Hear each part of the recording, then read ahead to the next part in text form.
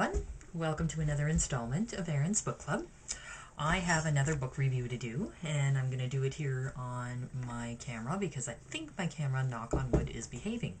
So the book review that I have to do today is Robert Louis Stevenson's The Strange Case of Dr. Jekyll and Mr. Hyde. Now, of course, this is a classic. I didn't know much about it. I actually found it at the dollar store, so I thought, you know, a book this tiny, I'll just whip through it before I get back into my Gunslinger series, and it'll be just a nice palate cleanser in between books. Unfortunately, I despised this book. This book has, if it was any longer, I don't think I would have been able to complete it.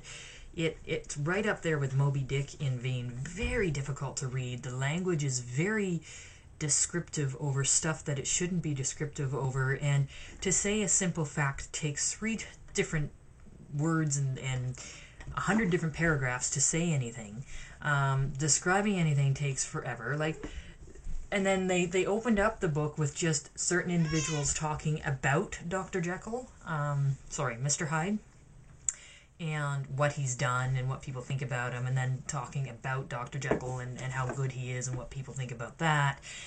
And it was not until the very end of the book where we actually got to see Dr. Jekyll's spin on things, and I think that was poorly done. I think if we had Dr. Jekyll's spin on things first and then did everybody else's opinions, that would have been better.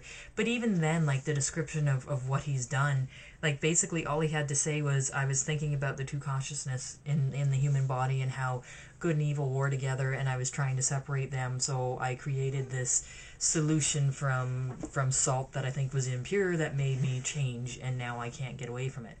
Problem solved. Description done. So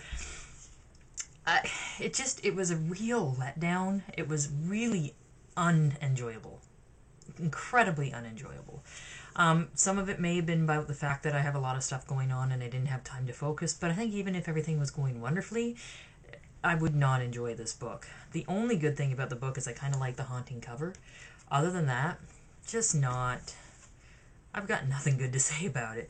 But again, it's written for a time when I wasn't part of, and books were thought of differently back then. So maybe if I read it in the time that this was written, I would think it was an amazing book.